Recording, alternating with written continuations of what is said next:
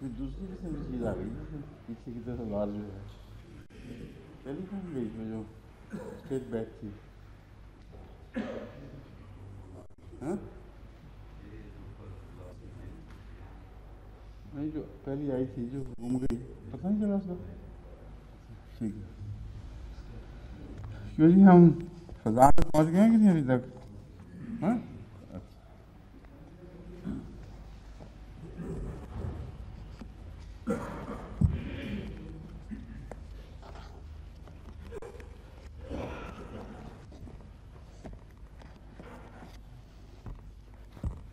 أعوذ بالله من الشيطان الرجيم أعوذ بالله من الشيطان الرجيم بسم الله الرحمن الرحيم يا أيها الناس اتقوا ربكم الذي خلقكم من نفس واحدة وخلق منها زوجها وبث منهما رجالا كثيرا ونساء واتقوا الله الذي تساءلون به والأرحام إن الله كان عليكم رقيبا. سورہ النساء آیت 1 اور 2 یعنی بسم اللہ پہلی آیت ہے اور یا ایھا الناس اتقوا ربکم الذی والی آیت دوسری ہے. اس آیت کی تفسیر کہ مختلف پہلو بیان کرنے سے پہلے میں اس صورت کا پچھلی صورتوں سے تعلق کا ذکر کرتا ہوں.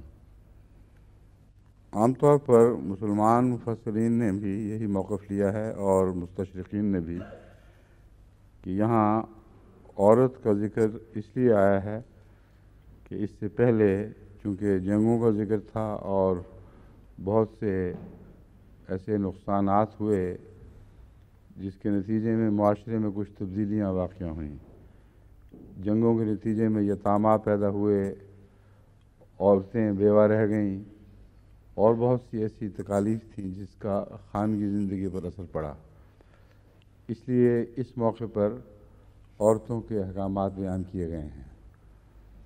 لیکن یہ نظریہ بہت ہی محدود نظریہ ہے اور قرآن کریم کی آغاز سے لے کر آخر تک کی ترتیب کو نظر انداز کر رہا ہے.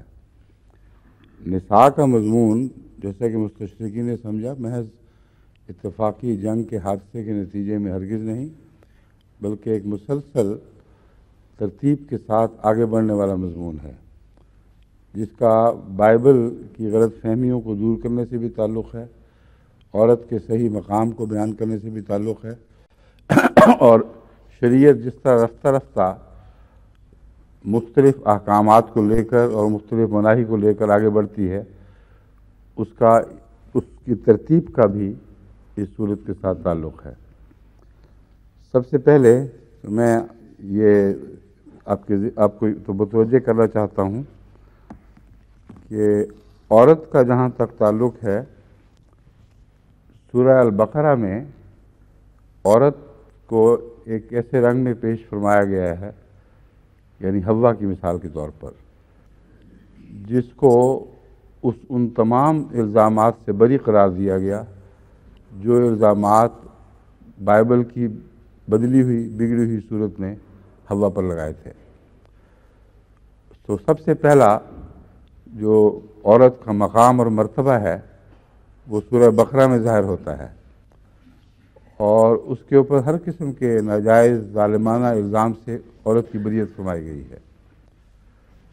دوسرے بعد میں جو واقعات ہیں وہ میں بعد میں بیان کروں گا، لیکن سورہ نساء کا بھی اسی طرح ایک ایسے عظیم شان مضمون سے تعلق ہے جس میں بائبل کے غلط عقیدے کی یعنی اس بائبل کے غلط عقیدے کی جو زمانے کے ساتھ بگڑ گئی یا جسے انسانوں نے نہ سمجھ کر غلط رنگ پہنا دیے اس کی نفی فرمائی گئی ہے اور اصل حقیقت حال پیش فرمائی گئی ہے. اب میں سب سے پہلے اس ترتیب کو لے کر آپ کو بتاتا ہوں کہ سورہ بقرہ سے بھی پہلے سورہ فاتحہ ہے اور سورہ فاتحہ میں نہ مرد کا الگ ذکر ہے نہ عورت کا ذکر ہے، اور خطاب جو پہلا انسان خدا تعالیٰ سے ہم کلام ہوتا ہے اور عاجزانہ خطاب کرتا ہے وہ نابودوں میں ہے، اور متکلم کا صیغہ نابودوں کا وہ مرد اور عورت پر یکساں اطلاق پاتا ہے۔ اس لیے وہ بحث بھی بعد میں اٹھے گی کہ سورہ فاتحہ میں احکامات کیا بیان ہوئے اور وہ احکامات کس طرح کھلتے رہے اور وسیع تر ہوتے چلے گئے۔ سب سے پہلے میں عورت والے حصے کی بات کرتا ہوں۔ البقرہ میں عورت کو گناہ میں پہل کرنے کے الزام سے بریت عطا ہوئی، اور آل عمران میں عورت کو ایک مثالی پاکیزگی کا نشان بنا کر پیش کیا گیا۔ یعنی کتنا زمین آسمان کا فرق ہے عورت کے تصور میں جو قرآن میں ملتا ہے اور اس تصور میں جو اس بائبل میں ملتا ہے جس کو آج تک یہ خدا کا کلام کہہ رہے ہیں۔ جو خدا کا کلام تھا وہ ماضی میں کہیں دب گیا ہے، جو بندے کا کلام ہے اس کلام میں داخل ہو کر اس کی پاکیزگی پر اثر انداز ہوا۔ اس وجہ سے جب میں بائبل کہتا ہوں تو مراد ہرگز خدا کا کلام نہیں، بلکہ وہ بائبل اس موازنے کے متعلق جب میں بات کرتا ہوں جس میں انسان نے دخل دے کر خدا کے کلام پر شک کے پردے ڈال دیے اور کچھ اس کا لے لیا اور کچھ اپنے خیالات داخل کر دیے۔ تو پہلی بات، بقرہ نے عورت کو الزام سے بری قرار دیا۔ دوسری بات، آل عمران نے عورت کا وہ مرتبہ اور مقام بیان کیا جو بعد میں مومنوں کے لیے مثال قرار دے دیا گیا۔ یعنی عورت بجائے اس کے کہ پہل نہیں کرتی گناہ کی طرف کھینچنے میں، بلکہ پاکیزگی کی علامت بن گئی اور ایسی مثال بن گئی کہ اس کی کوئی اور نظیر دکھائی نہیں دیتی۔ اور سورہ نساء میں آغاز ہی میں جو عورت کا مقام بیان کیا گیا ہے وہ تمام بنی نوع انسان کی ماں کے طور پر بیان کیا گیا ہے، اور اس میں بھی بائبل کے اس تصور کی نفی فرمائی گئی ہے کہ آدم سے ہر چیز پیدا ہوئی، بلکہ پہلی آیت ہی یہ بتا رہی ہے کہ عورت سے تخلیق کا آغاز ہوا ہے۔ جہاں تک احکامات کا تعلق ہے وہ میں نے الگ صورت بصورت نکال کے اکٹھے رکھے ہیں، یہ مضمون میں بعد میں شروع کروں گا۔ فصل 10 اتنی تمہید کافی ہے کہ قرآن کریم کی صورتوں کی ترتیب اتنی عظیم الشان ہے اور اس طرح درجہ بدرجہ مضمون کو آگے بڑھاتی ہے کہ مستشرقین کی باتیں جو بعد میں آئیں گی وقتاً فوقتاً اس کے کسی جواب کی ضرورت ہی باقی نہیں رہتی۔ ایسی ان کی عارضی سطحی تنگ نظر ہے کہ ناممکن ہے کہ ان پر قرآن کریم کے معارف کھل سکتے، کیونکہ دل بھی تقویٰ سے خالی تھے۔ اس لیے ان کی باتوں سے صرف نظر کرنا چاہیے۔ اصل میں تو ان کو پتہ نہیں وہ کہہ رہے ہیں کہ یہ آیت وہاں کی بجائے اٹھا کے وہاں رکھ دو، وہاں سے اٹھا کے ادھر رکھ دو، ایک صورت کے بعد دوسری صورت کا نزول کیوں تبدیل کر دیا گیا، کچھ ان کو سمجھ نہیں آتی، بالکل بہک چکے ہیں قرآن کے تعلق میں۔ لیکن اگر قرآن پر غور کریں تو پھر پتہ چلتا ہے کہ اگرچہ صورتیں نزول کے لحاظ سے مختلف زمانوں میں نازل ہوئیں، مگر ترتیب کے لحاظ سے ان کو دوسری ترتیب دے دی گئی، اور ترتیب میں چونکہ ہمیں غیر معمولی حکمت اور تسلسل اور نظام دکھائی دیتا ہے، اس لیے قطعی طور پر ثابت ہوتا ہے کہ ترتیب الہی حکم سے تھی، بندے کے بس کی بات نہیں تھی۔ کیونکہ یہ کہنا کہ حضرت عثمان نے صحابہ کے مشورے سے ترتیب دی ہے، یہ بالکل جھوٹ ہے اور ایک غلط الزام ہے، کیونکہ صحابہ کے مشورے سے صرف یہ فیصلہ کیا گیا تھا کہ آن حضرت صلی اللہ علیہ وآلہ وسلم نے اس کو کہاں رکھا تھا، اور آن حضرت صلی اللہ علیہ وآلہ وسلم کے ارشادات کی روشنی میں وہ آیات جن کے متعلق شک تھا کہ یہاں ہیں یا وہاں ہیں، وہ قطعی گواہی کے بعد پھر وہاں رکھی گئی۔ اس کے علاوہ تحریری گواہی بھی تھی، لیکن تحریری گواہی قرآن کے بیان کے مطابق اکیلی کافی نہیں ہوتی، اس کے ساتھ گواہ لانے ضروری ہیں۔ اس میں بڑی حکمت ہے، یہ بھی ایک الگ مضمون ہے، مگر حضرت عثمان رضی اللہ تعالیٰ عنہ نے محض حضرت صلی اللہ علیہ وآلہ وسلم کے ارشادات کی تعیین اور ان کے یقینی ہونے کے تعلق میں یہ گواہیاں طلب کی تھیں، اور ترتیب بین ہی وہی ہے جو حضرت صلی اللہ علیہ وآلہ وسلم کو اللہ تعالیٰ نے بتائی۔ جبریل نے معین طور پر بار بار سمجھایا کہ یہ آیت فلان جگہ ہوگی، یہ صورت پہلے آئے گی، یہ بعد میں، اور یہ بعد میں۔ یہ ترتیب اپنی ذات میں الہی ہونے کی گواہی رکھتی ہے، کیونکہ اس ترتیب میں جو مضمر معانی ہیں وہ اتنے حیرت انگیز ہیں، اور ترتیب اتنی ارتقائی ہے کہ کوئی انسان جس میں ادنا بھی عقل ہو یہ تصور ہی نہیں کر سکتا کہ حادثاتی طور پر یہ ترتیب وجود میں آ گئی ہے۔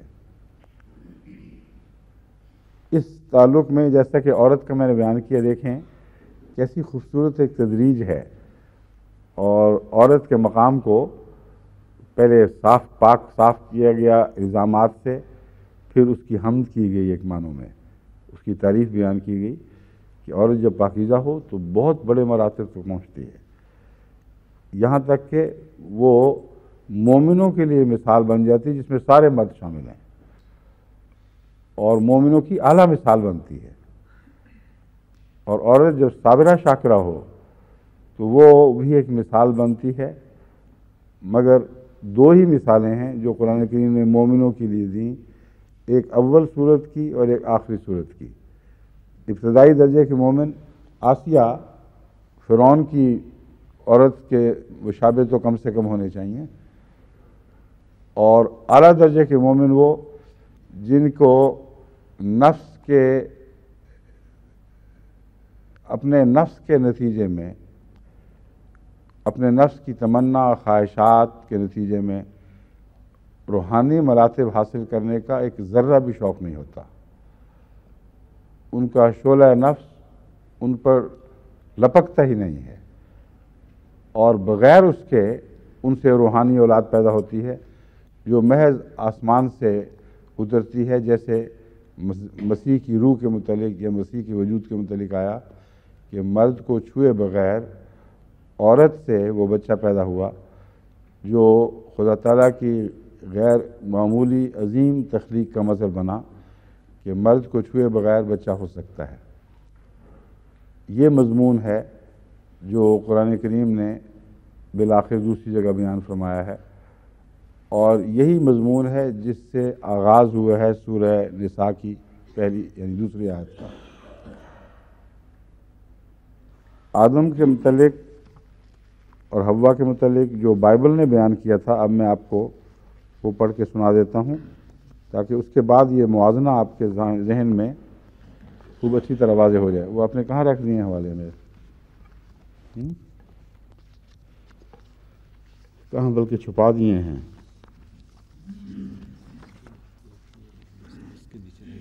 اچھا،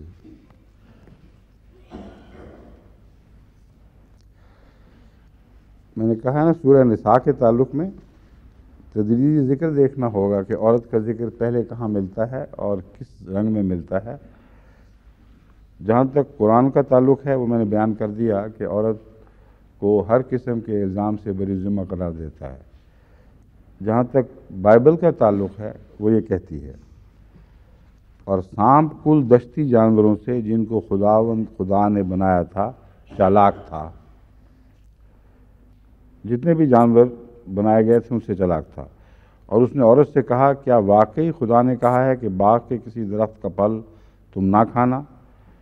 عورت نے سانپ سے کہا کہ باغ کے درختوں کا پھل تو ہم کھاتے ہیں، پر جو درخت باغ کے بیچ میں ہے اس کے پھل کی بابت خدا نے کہا ہے کہ تم نہ تو اسے کھانا اور نہ چھونا ورنہ مر جاؤ گے۔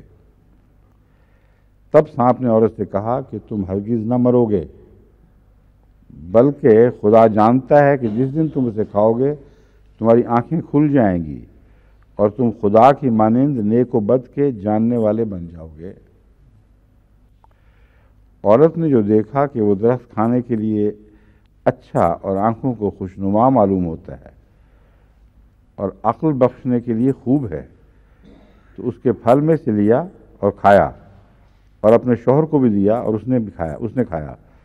تب دونوں کی آنکھیں کھل گئیں اور ان کو معلوم ہوا کہ وہ ننگے ہیں، اور انہوں نے انجیر کے پتوں کو سی کر اپنے لیے لنگیاں بنائیں، اور انہوں نے خداوند خدا کی آواز جو ٹھنڈے وقت باغ میں پھرتا تھا سنی، اور آدم اور اس کی بیوی نے آپ کو خداوند کے حضور سے باغ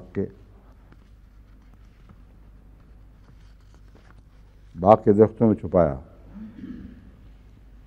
یہ قصہ سارا کیسے گناہ پیدا ہوتا ہے، کس طرح عورت نے ایک کردار ادا کیا اور پہل کی گناہ میں، اس کا کوئی اشارہ بھی قرآن کریم میں سورہ البقرہ میں نہیں ہے جہاں یہ مضمون چھیڑا گیا ہے۔ اس کے علاوہ اور بھی بہت سی ایسی باتیں ہیں جو بائبل کے بیان کو قطعی طور پر غیر محفوظ بتاتی ہیں، اور اس صورت میں خدا کی طرف اس کا منسوب کرنا اللہ کی ذات کے اوپر سب سے بڑا ظلم ہے۔ یعنی خدا کی ذات سے جتنا بھی ظلم کیا جا سکتا ہے وہ اس آیت میں موجود ہے، جو بائبل کی آیت ہے جسے مین عنوان اگر لیا جائے تو یہ بات بنتی ہے۔ اس کے بیان کے مطابق سانپ نے جب پوچھا عورت سے کہ بتاؤ خدا نے کیا کہا تھا، کیوں نہ کھانا، تو عورت نے جواب دیا کہ خدا نے یہ کہا تھا کہ اس سے مر جاؤ گے، کھاؤ گے تو مر جاؤ گے۔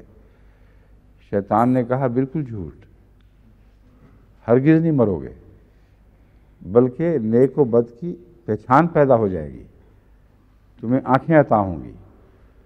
تو بائبل کے بیان کے مطابق خدا سچا یا شیطان سچا؟ بائبل کا تو پہلا باب ہی بتا رہا ہے کہ خدا کی طرف خام خواہ سچ منسوب ہوا ہے، آغاز آفرینش سے یہ جھوٹ بولنے والی ذات ہے، اور سب سے پہلا دھوکہ شیطان نے نہیں دیا تھا بلکہ خدا نے دیا تھا، اور خدا نے اپنی ذات کو بچانے کے لیے انسان سے یہ دھوکہ اور فریب کا طریقہ اختیار کیا، اور یہ شیطان تھا جس نے آنکھیں کھولی ہیں۔ چنانچہ دوسرا بیان جو آفرینش کے متعلق آپ نے اس کے اندر داخل کر دیے کہیں ہیں؟ اچھا شروع میں وہ سن لیجئے۔ بائبل اور پیدائش کیسی ہوئی انسان کی۔ اور آدم نے کل چوپایوں اور ہوا کے پرندوں اور کل دشتی جانوروں کے نام رکھے۔ اب یہاں یاد رکھیں قرآن کریم کیا کہتا ہے، آدم الاسماء کلہا، اللہ نے آدم کو تمام اسماء بتائے، اور ان اسماء کو جانوروں یا مختلف چیزوں کی طرف منسوب نہیں فرمایا، بلکہ اسماء کا مضمون کھول دیا ہے۔ اسماء اولیت کے لحاظ سے ذات باری تعالیٰ کی صفات ہیں، اور جتنے اسماء بنتے ہیں انہی سے پھوٹتے ہیں پھر آگے، اور مخلوق کے نام بھی اسماء باری تعالیٰ کے تعلق میں پھوٹتے ہیں، خواہ وہ منفی رنگ بھی رکھتے ہوں تو ان صفات کے عدم سے بعض منفی نام پھوٹتے ہیں۔ مثلا آدم کے تعلق میں فرشتوں نے سجدہ کیا، شیطان نے سجدہ نہ کیا، تو شیطان کا نام جو باغی بنا ہے وہ ایک مثبت نام سے تعاون نہ کرنے کے نتیجے میں ایک اور نام بنا ہے، مگر نام سب اسی سے پھوٹتے ہیں جو اسماء باری تعالیٰ ہیں۔ یہ دیکھیں یہ کیا کہہ رہی ہے بائبل، آدم نے کل چوپایوں اور ہوا کے پرندوں اور کل دشتی جانوروں کے نام رکھے۔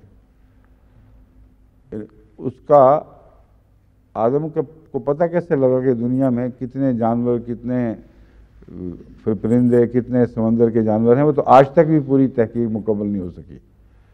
ابنائے آدم ترقی کرتے کرتے کہاں پہنچ گئے ہیں، لیکن اب بھی آئے دن نئی قسم کی مخلوقات دریافت ہوتے رہتی ہیں۔ اور اتنا عالم الغیب تھا آدم، تو یہ نہیں پتہ تھا کہ میں ننگا ہوں۔ یہ سوچے اس قدر مضحک خیز، ایسی حیرت انگیز کہانی ہے کہ اگر اس کو خدا کی طرف منسوب کیا جائے تو خدا غائب ہو جاتا ہے اور صرف بندہ رہ جاتا ہے۔ کیونکہ ایسی جہالت خدا کی طرف منسوب ہو ہی نہیں سکتی۔ کل چوپایوں اور ہوا کے پرندوں، کل دستی جانوروں کے نام رکھے، پر آدم کے لیے کوئی مددگار اس کی مانند نہ ملا۔ آدم نے سارا جہان چھان مارا، ہر نام رکھ لیے، ہر جانور کو پہچانا، سمندر کی تہہ میں غوطے لگائے، وہاں کی مچھلیاں دیکھیں، وہاں کے ہر قسم کے سمندری جانوروں، کیڑوں مکوڑوں کو دریافت کرنے کے بعد مناسب حال نام رکھ دیے۔ اپنے جیسا کوئی نہ ملا بیچارے کو، اکیلا رہا۔ اور خداوند نے آدم پر گہری نیند بھیجی اور وہ سو گیا، اور اس نے اس کی پسلیوں میں سے ایک کو نکال لیا۔ تو ڈاکٹر صاحب کون سی پسلی مسنگ ہے آپ کی؟ بتائیں، کوئی ہے بیچ میں خلا ہو گیا اور وہاں بیچ میں گوشت بھر گیا ہو، ہے کہیں؟ پھر معلوم ہوتا ہے آپ ابنائے آدم میں سے نہیں ہیں۔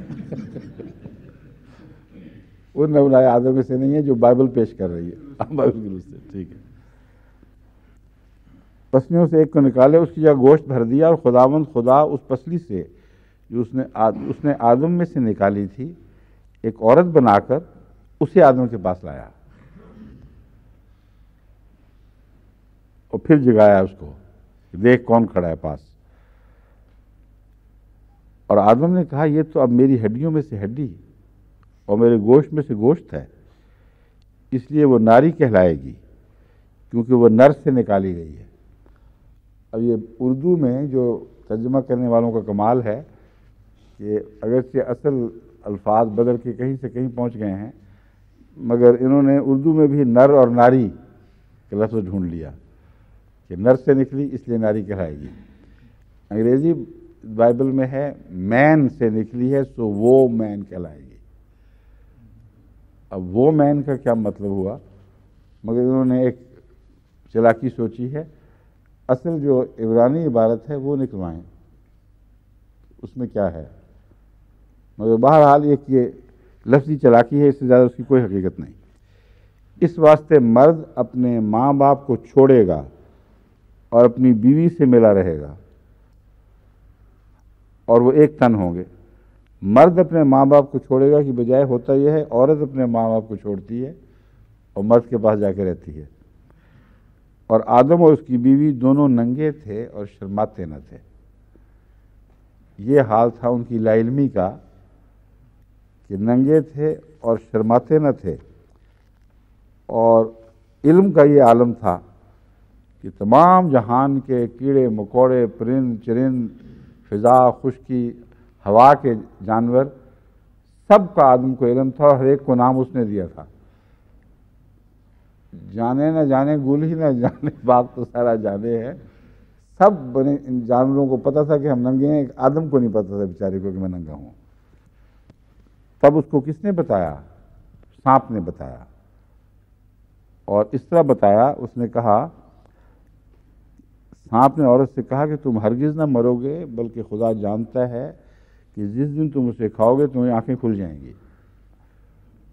یہ اندھی آنکھوں نے سارے جانور دیکھے تھے، ان کو پتہ نظر کچھ نہیں آتا تھا، میں کہتا ہے خدا جانتا ہے کہ تمہاری آنکھیں کھل جائیں گی اور تم خدا کی مانند نیک و بد کے جاننے والے بن جاؤ گے۔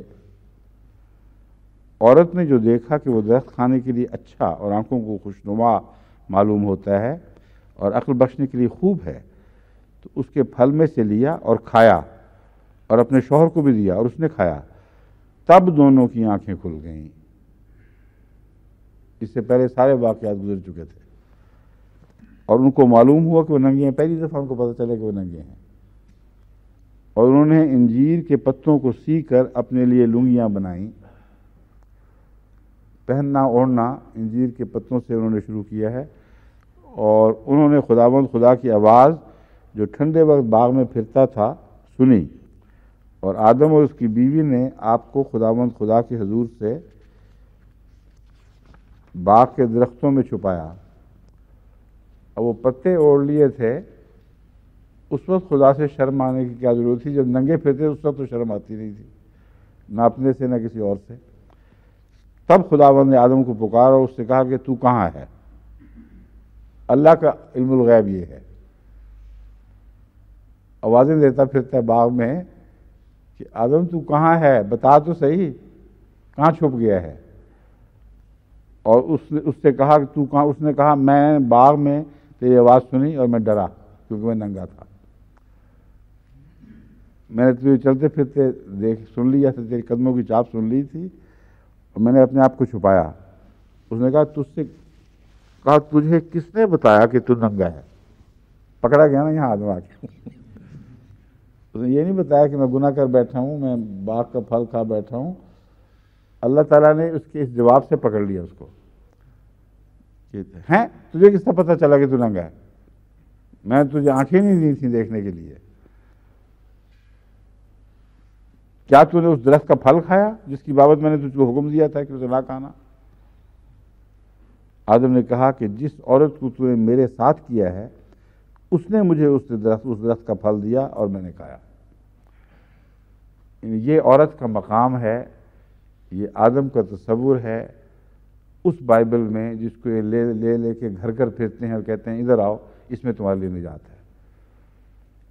اس بائبل میں جس میں انسان نے اپنے دماغ کے سارے اندھیرے ڈال دیے، خدا کی طرف جھوٹ منسوب کیا، خدا کی طرف دھوکہ منسوب کیا اور آدم کی تخلیق کا ایسا جاہلانہ تصور پیش کیا کہ خود ان انسانوں نے جنہوں نے یہ بائبل کے ساتھ اپنا تعلق باندھ رکھا ہے، ایک ایک منزل پر جب بھی جستجو کی بائبل کو جھوٹا پایا اور خدا تعالیٰ کی قدرت کو کسی اور رنگ میں دنیا میں کائنات میں ڈھلتے اور کھلتے ہوئے دیکھا ہے. پھر بھی یہ چمٹے ہوئے ہیں. اس لیے اصل بات یہ ہے کہ آدم اگر دونوں آنکھوں سے اندھا تھا تو یہ ایک آنکھ سے اندھے ہیں. یعنی دائیں طرف کی آنکھ بند ہے، مذہب کی آنکھ سے بالکل اندھے ہیں، کچھ دکھائی نہیں دیتا. اور بائیں طرف کی آنکھ جو دنیا طلبی کی آنکھ ہے وہ بہت روشن ہے، اس میں زمین کی پاتال سے بھی یہ راز نکال لاتے ہیں. اچھا، اب اس کے بعد جو کچھ ہوتا ہے سر دست میں اس کو چھوڑتا ہوں. اب میں واپس اس آیت کے مضمون کی طرف آتا ہوں جو میں نے تلاوت کی ہے.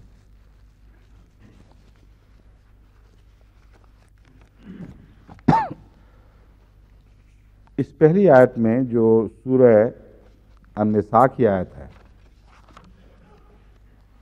عورت کو ہی پہلی صورتوں کی طرح پہلے سے بڑھ کر پیش کیا جا رہا ہے اور تمام بنی نوع انسان کی ماں کے طور پر پیش کیا ہے. آدم کو پہلے نہیں رکھا بلکہ حوا کو پہلے رکھا ہے، ان معنوں میں کہ زندگی کا آغاز اور زندگی کی نشو و نما کا آغاز جس نفس سے ہوا تھا اسے مادہ بیان کر کے پیش کیا گیا ہے، اور ابھی اس کا تعلق کسی مرد کے کسی نر سے کوئی نہیں تھا کیونکہ نر پیدا ہی نہیں ہوا تھا. نر بعد میں پیدا ہوا اور اس نفس میں سے پیدا ہوا جس کو خدا تعالیٰ ایک مادہ کے طور پر پیش کرتا ہے.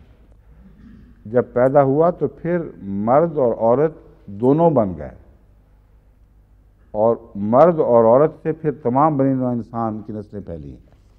یہ تصور ہے جو قرآن کریم نے پیش کیا ہے اور بین ہی یہی ہے جو سائنس نے دریافت کیا ہے.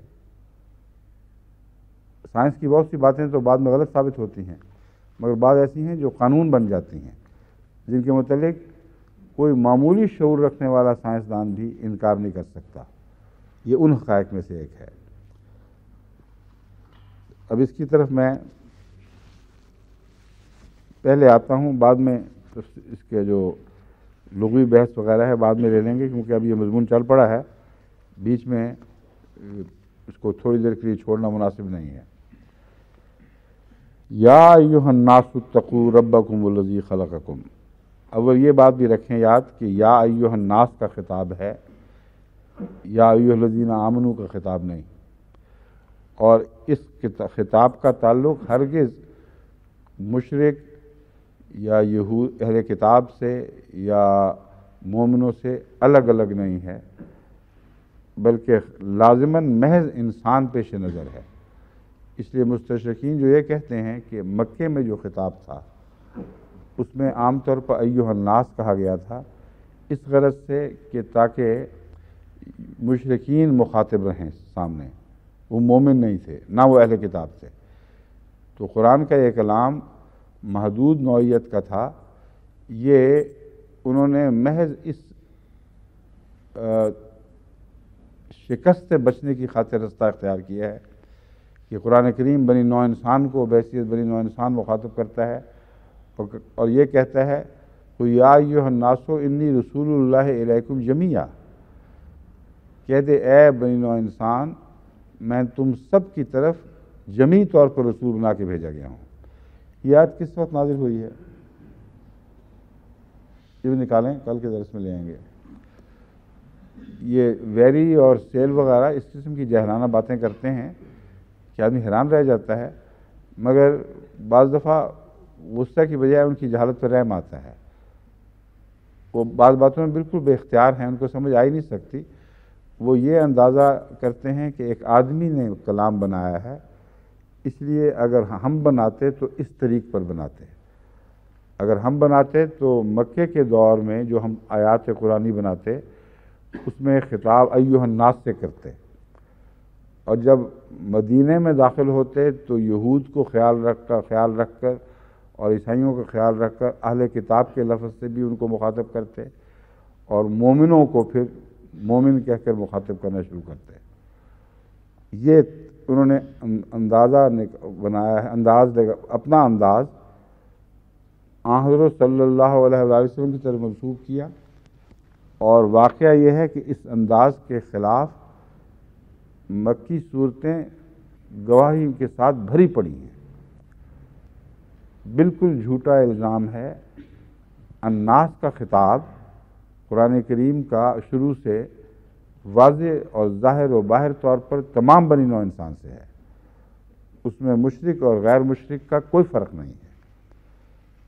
اور اس صورت میں مثلا جو سورہ نساء ہے، جس کے متعلق یہ سب مستشرقین مانتے ہیں کہ یہ آیت بہرحال مدنی ہے، اس کی وجہ یہ ہے کہ جن آیات کو انہوں نے غیر مدنی قرار دیا ان کی لسٹ میرے پاس موجود ہے، اس میں یہ آیت شامل نہیں ہے۔ پوری ہے نمبر 2 آیت 14 اور شاید 30 وغیرہ 43 سے شروع ہوتی ہیں آگے، اور یہ خطاب دیکھیں، یا ایھا الناس اتقوا ربکم الذی خلقکم من نفس واحدۃ، اے لوگو، اے انسانوں، نہ مشرک نہ غیر مشرک کوئی مذہبی تفریق پیش نظر نہیں ہے، تخلیق کا مضمون ہے۔ اتقوا ربکم الذی خلقکم من نفس واحدۃ، اپنے رب کا تقوی اختیار کرو جس نے تمہیں پیدا کیا، من نفس واحدۃ، نفس ایک ایسا لفظ ہے جو مؤنث بھی ہوتا ہے اور مذکر بھی، یعنی اس میں عورت کی ضمیر بھی اس کی طرف پھر سکتی ہے اور مرد کی بھی، اور نفس انسانی جان کے متعلق جب استعمال ہو تو اسے مؤنث حوالے سے بھی قرآن کریم یاد کرتا ہے، مگر یہاں صرف نفس کی بات نہیں فرما رہا اللہ تعالیٰ۔ خلقکم من نفس واحدۃ، یہ لفظ واحدہ ہے جس پر غور ضروری ہے، یعنی بنی نوع انسان کی پیدائش کا یہ نقشہ پیش کر رہا ہے اللہ تعالیٰ کہ تمہیں سب سے پہلے ہم نے ایک ایسی جان سے پیدا کیا تھا جو مؤنث بھی تھی اور اکیلی بھی تھی، وَخَلَقَ مِنْهَا زَوْجَهَا، اور اس کا زوج، اس کا مذکر نر ہم نے اس میں سے پیدا کیا ہے، اور ابھی انسان وجود میں ہی نہیں آیا، آغاز اس طرح ہو چکا ہے کہ زندگی ایک ایسے مادے سے پھوٹتی ہے جو مادہ بھی ہے، یعنی اس میں عورت کا مضمون پایا جاتا ہے، اور اس مادہ کو کسی مرد کی احتیاج نہیں ہے، وہ اکیلی کافی ہے، اور اس سے زندگی پھوٹ کر ایک لمبا سفر اختیار کر لیتی ہے، تب جا کر خلق منہا زوجہا کا مضمون آتا ہے۔ بس بائبل کا یہ بیان کہ آدم کی پسلی سے پیدا کیا تھا کیسے صاف جھٹلا دیا گیا۔ آدم کی پسلی سے کوئی پسلی نہیں نکالی گئی، اور ڈاکٹر صاحب کی پسلی میں نے دکھائی ابھی آپ کو، مطلب اشارہ کیا اس طرف ڈاکٹر ہیں، جانتے ہیں پسلیاں کتنی ہوتی ہیں، انہیں ہاتھ لگا کے بھی احتیاطاً دیکھ لیا تھا، دونوں طرف ہاتھ پھیرا تھا کہ میری پسلیاں پوری ہیں۔ تو یہ پتہ نہیں کون سا آدم ہے جس کی ذکر کر رہے ہیں۔ اور فرمایا اس میں سے پھر ہم نے اس کا زوج نکالا ہے۔ جب نر اور مادہ پیدا ہو چکے، جب نر اور مادہ کے ذریعے افزائش نسل کا نظام جاری ہو گیا، بث منہما رجالا کثیرا ونساء، تو رجال اور نساء ان دونوں سے پیدا ہوئے ہیں۔ ایک بھی دونوں میں سے جو انسان کہلاتے ہیں، خواہ وہ رجال ہوں خواہ وہ نساء، ایک بھی اکیلا خود پیدا نہیں ہوا۔ اب یہ وہ جو مضمون ہے، یہ اتنا قطعیت کے ساتھ سائنس سے ثابت ہے کہ جیسا کہ میں نے بیان کیا ہے کہ کوئی دنیا کا سائنسدان، مذہبی ہو یا غیر مذہبی، اس حقیقت کا انکار نہیں کر سکتا کہ زندگی ایک لمبے عرصے تک تنہا سفر کرتی رہی اور عورت یعنی مادہ کے پیٹ سے پیدا ہوتی رہی، اور ہرگز اسے مرد کی احتیاج نہیں تھی۔ اس سے پہلی اور صورتوں میں جو عورت کا ذکر ہے، اس کا اس آیت سے بھی گہرا تعلق ہے۔ وجہ یہ ہے کہ سورہ آل عمران میں یہ دعویٰ فرمایا گیا کہ مریم بغیر مرد کے تعلق کے بچہ جننے کی اہل ثابت ہوئی، اور اس پر بڑے اعتراض ہوئے کہ کیسے ہو سکتا ہے۔ تو اللہ تعالیٰ اس صورت جو نساء جس کا نام رکھا ہے، اس کو اس صورت کے آغاز ہی میں فرماتا ہے تمہیں کیوں تعجب ہے، تم سب کی ماں تو وہ مادہ تھی جس کو کبھی مرد کی احتیاج نہیں ہوئی، اور انسان کی پیدائش کا آغاز ہی اس زندگی کے آغاز سے ہوا ہے جو مختلف شکلوں میں پہلے پائی جاتی تھی، مگر وہاں نہ نر کی تمیز تھی نہ مادہ۔ نر کی الگ تمیز تو ہوگی، لیکن مطلب یہ ہے کہ نر کا وجود کوئی نہیں تھا، اکیلی مادہ افزائش نسل کے لیے کافی تھی۔ غور کر کے دیکھ لو، بس مادہ ہے جو بغیر نر کے احتیاج کے بچے پیدا کرتی رہی ہے، اور کروڑوں سال تک ایسا کیا اس نے۔ اور اب تمہیں شک پڑ گیا ہے کہ عورت سے اکیلی سے بچہ پیدا نہیں ہو سکتا۔ خدا نے اس میں سے پھر اس کا نر پیدا کیا تھا، اور عورت کو بطور ماں کے یہ عظیم مقام دیا گیا ہے یہاں۔ اور عیسائی کہتے ہیں کہ عورت بیچاری کو تو کسی شمار میں ہی نہیں رکھا گیا۔ جو عورت کا مضمون عیسائیت میں ملتا ہے، آگے حوالہ دلاتی نہیں ہے نا آپ نے ساتھ شامل، عورت کو کس رنگ میں پیش کیا گیا، وہ بھی حوالہ ہے کہ نہیں اس میں؟ وہ نیو ٹیسٹمنٹ کا، اس میں بھی عورت کا ذکر ملتا ہے۔ اچھا ٹھیک ہے۔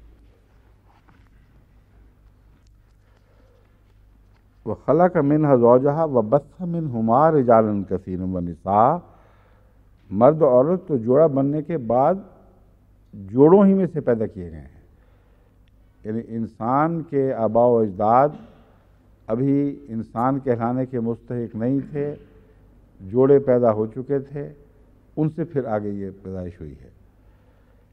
ایک اس کا یہ مضمون ہے جو کھل کے سامنے آ گیا ہے۔ دوسرا یہ ہے کہ جب انسان جس کو ہومو سیپین کہا جاتا ہے وہ پیدا ہوا ہے، تو کیا واقعہ ہوا تھا؟ کیا پہلے ایک نر وجود میں آیا تھا، خواہ وہ دو جانوروں کے ملنے سے آیا ہو، لیکن پہلے نر وجود میں آیا تھا جس کو ہم فرسٹ ہومو سیپین کہہ سکتے ہیں، یا پہلے عورت وجود میں آئی تھی جس کو فرسٹ ہومو سیپین کہہ سکتے ہیں۔ ہومو سیپین سائنس کی اصطلاح میں حیوان ناطق کو کہا جاتا ہے، جس سے آگے انسان کی ساری نسل چلی ہے، جس کو آدم کہہ سکتے ہیں۔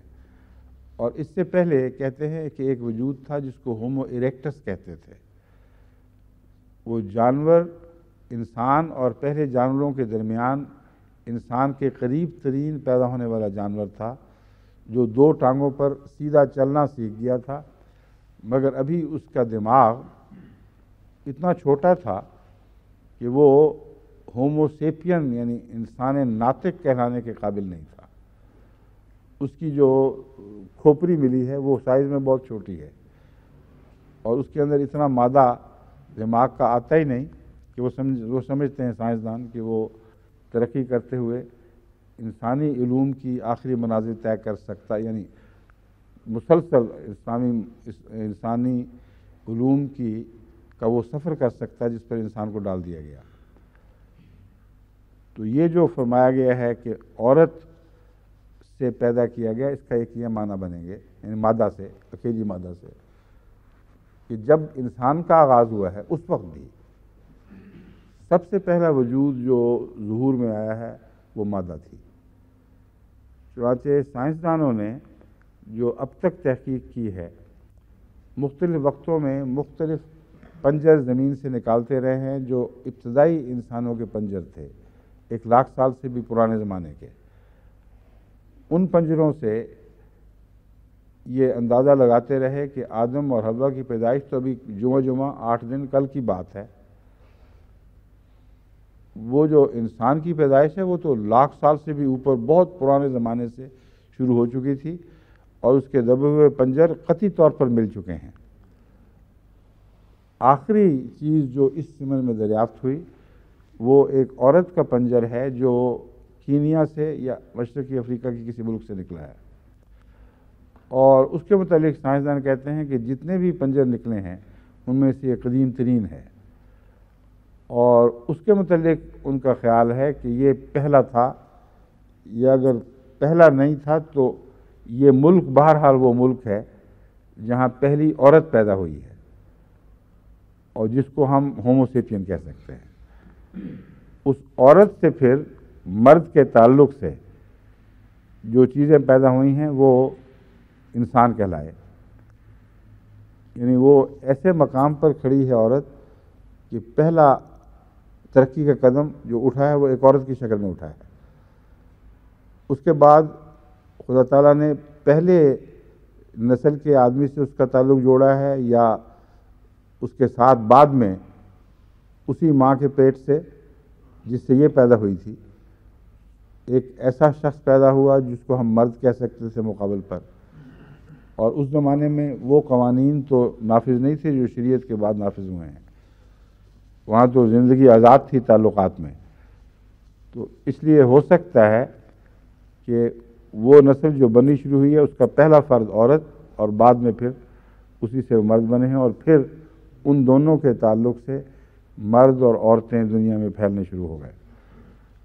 بس اس آیت کو جس پہلو سے بھی دیکھیں، آج کی سائنسی دریافت قطعی طور پر اس کی سچائی پر گواہ بنتی ہے، اور بائبل جو تصور پیدائش کا پیش کرتی ہے وہ مذہبی لحاظ سے بھی انتہائی ناقص اور سائنسی لحاظ سے بھی نہایت بودھا اور بلا تاخیر بلا تردد رد کرنے کے لائق ہے. پھر فرماتا ہے عورت کی عظمت کا خیال دیکھیں کہ نشان کتنا بڑا ہے اس میں، یعنی ساتھ یہ بھی ثابت کر دیا کہ مریم کا جو ذکر گزرا ہے اس پہ تعجب کی کوئی ضرورت نہیں. اور یہ جو فرمایا تھا کہ آدم کو بھی تو پیدا کیا تھا، اس کی تشریح اس آیت نے کر دی ہے. لوگ یہ ترجمہ کرتے ہیں کہ ہم نے اس کی مثال، مریم کی مثال عیسیٰ کی مثال آدم سے ہے. لوگ یہ ترجمہ کرتے ہیں کہ جس طرح آدم بن ماں باپ کے پیدا ہوا، اسی طرح مریم کا بیٹا عیسیٰ اگر بن باپ کے پیدا ہو گیا تو کیا تعجب ہے. اور یہ بات ہے غلط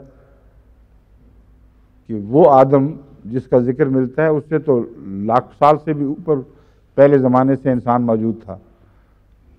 تو کیا قرآن کریم نے نعوذ باللہ کوئی غلط بات کہی ہے؟ قرآن کریم نے جو کہا خود اسے سمجھا بھی دیا. فرمایا تم بحث یہ اٹھا رہے ہو کہ کس طرح عورت سے بغیر مرد کے تعلق کے کچھ پیدا ہو گیا، خلق آدم پر کیوں غور نہیں کرتے؟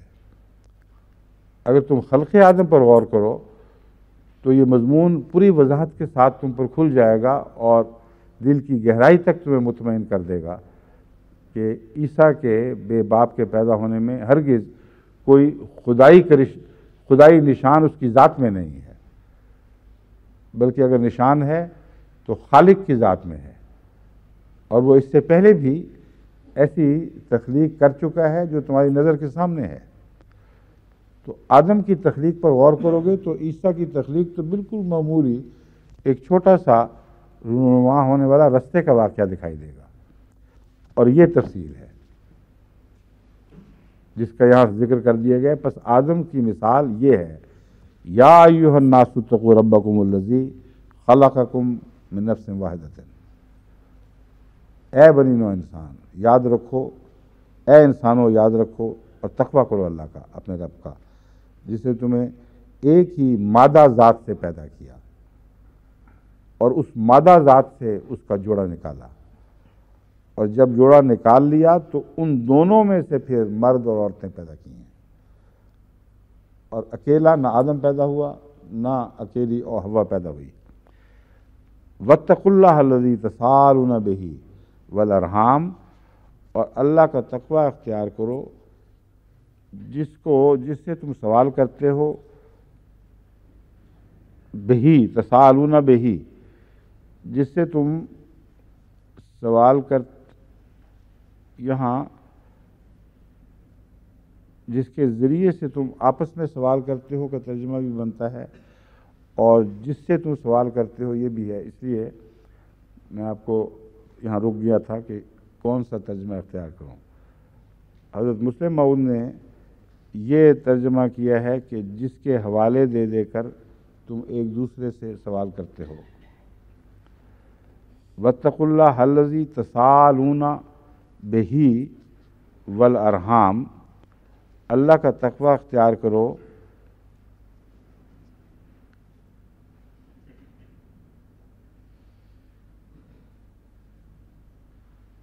جس کے تعلق میں تم ایک دوسرے سے سوال کرتے ہو، یعنی جس کے حوالے سے، والارحام، اور ارحام کا خیال رکھنا۔ یہ جو دوسرا ترجمہ ہے اس کے متعلق ابھی میں پورے یقین سے نہیں کہہ سکتا کہ وہ اس لفظ تساءلون سے نکل سکتا ہے کہ نہیں۔ میرے ذہن میں دوسرا ترجمہ یہ ہے کہ جس کے بہی، واتقوا اللہ الذی تساءلون بہی، سأل بہی کا مطلب یہ ہے اس سے بھی مانگا، اس سے پوچھا، تو تساءلون کا مفہوم میرے ذہن میں یہ بھی ابھرتا ہے، اگر عربی گرامر نے اجازت دی تو کل میں آپ کو بتا دوں گا، کہ بہت سوال کرتے ہو، صرف یہ نہیں کہ ایک دوسرے سے سوال کرتے ہو، بلکہ سوال اللہ سے ہی کرتے ہو مگر بہت سوال کرتے ہو۔ یہ چیک کریں جی کل۔ والارحام، اور ارحام کا خیال رکھنا۔ اب دیکھیں عورت کا مرتبہ کس طرح خدا تعالی نے درجہ بدرجہ آگے بڑھایا ہے، اور کس عظیم مقام تک اس کو پہنچا دیا ہے کہ اگر تم نے اللہ سے سوال کرنے ہیں، اگر یہ میرا معنی درست ہے، تو یہ سوال جو ہیں یہ ارحام کے حق ادا کرنے سے قبول ہوں گے، ورنہ نہیں ہوں گے۔ یہ جو بات ہے یہ تو قطعی طور پر آن حضرت صلی اللہ علیہ وآلہ وسلم سے ثابت ہے، اس لیے گرامر کی بحث جو بھی اٹھے، یہ مضمون بہرحال قطعی طور پر اس آیت سے نکلتا ہے کہ رحم سے تعلق رکھو گے، رحم کے حقوق ادا کرو گے تو رحمان خدا سے تعلق رہے گا، اگر رحم کے حقوق ادا نہیں کرو گے تو رحمان خدا سے تعلق کاٹا جائے گا۔ ان اللہ کان علیکم رقیبا، اللہ تعالیٰ تم پر، یعنی اس پہلو سے رقیبہ مراد ہے، ویسے تو رقیب ہر پہلو سے ہے، اور اس مضمون کے بعد یہ بات بنے گی، خدا تعالیٰ تم پر مسلسل نگران ہے۔ بس جو حقوق رحم سے پیدا ہوتے ہیں ان کو اس طرح درجہ بدرجہ بڑھا کر یہاں دکھایا گیا، اور اس کے بعد پھر عورت کے حقوق کا مضمون چھیڑ دیا گیا ہے جو سورہ نساء میں آتا ہے۔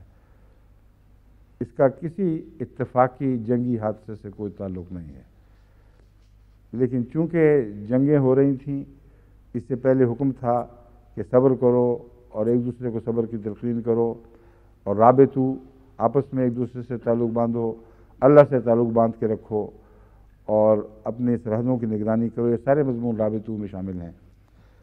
اس لیے اب فرمایا ہے کہ رابطو کے کیا کیا طریق ہیں۔ رابطو میں جو باہمی ربط ہے وہ رحمی تعلق کو توڑ کر قائم رہ ہی نہیں سکتا۔ پہلے گھر میں انسان ایک دوسرے سے مربوط ہوگا۔ اگر خاندانی رباط کو تم نے چھوڑ دیا اور یہ خیال کیا کہ تم آپس میں بطور قوم کے ایک ہو کر رہ سکتے ہو، تو اس بات کو جھوٹ سمجھو اس بات کو، کیونکہ جس نے رحمی رشتوں کا تعلق توڑا اس نے خدا کو بھی چھوڑ دیا، کیونکہ رحمان اس سے تعلق کاٹ لے گا۔ اور آپس میں جس کا گھر ایک نہ ہو سکے وہ قوم ایک کیسے ہو سکتی ہے؟ بس رابطو کے مضمون کو ہی آگے بڑھایا گیا ہے، اور سورہ نساء سے ایک یہ بھی اس کا تعلق ہے، پچھلی سورہ آل عمران سے اس کا یہ بھی تعلق ہے۔ بس اب دیکھ لیں تعلق کس طرح خدا تعالیٰ کے فضل کے ساتھ صاف دکھائی دینے لگے ہیں کہ ایک صورت دوسری سے مربوط، اور یہ رباط جو ہے یہ صرف انسانوں کا نہیں، صورتوں کا بھی آپس میں رباط ہے۔ اور سورہ نساء کا تو اتنا گہرا اور قطعی مضبوط تعلق پہلی صورتوں سے ہے کہ یہ باتیں وہ بیچارے جو محروم ہیں ان کو نظر نہ آئے تو ہم اس میں ان کو بے قصور سمجھتے ہیں۔ ہم بے قصور اس لیے سمجھتے ہیں کہ ہمیں ان کا بغض نظر نہیں آ رہا پوری طرح، جو اندر دبا ہوا ہے۔ اللہ بہتر جانتا ہے کہ وہ اندھے کیوں ہوئے ہیں اور کیوں ان کو یہ صاف دکھائی دینے والی باتیں دکھائی نہیں دیں۔ یہ ہے بہت ہی اہم مضمون۔ اب میں آپ کے سامنے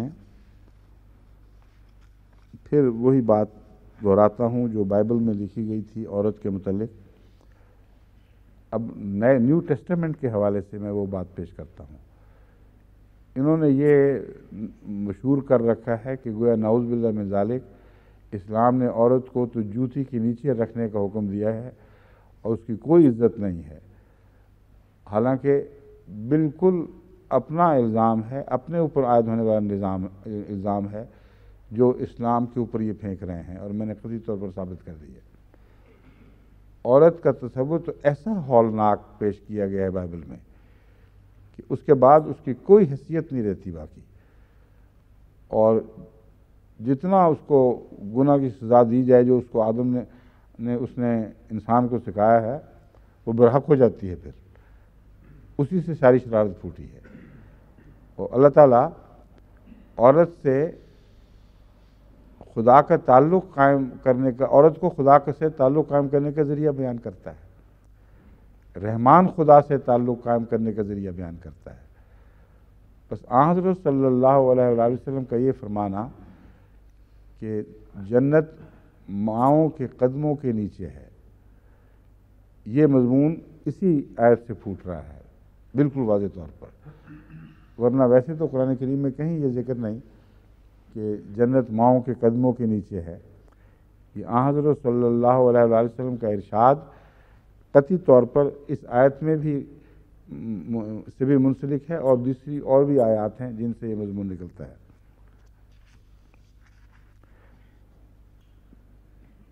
تیموتھیوس، اس کا انگریزی میں لکھا نہیں ہوا، اب اردو میں تلفظ پر سمجھ نہیں آ رہی مجھے، تیموتھیوس یا تیوتھیوس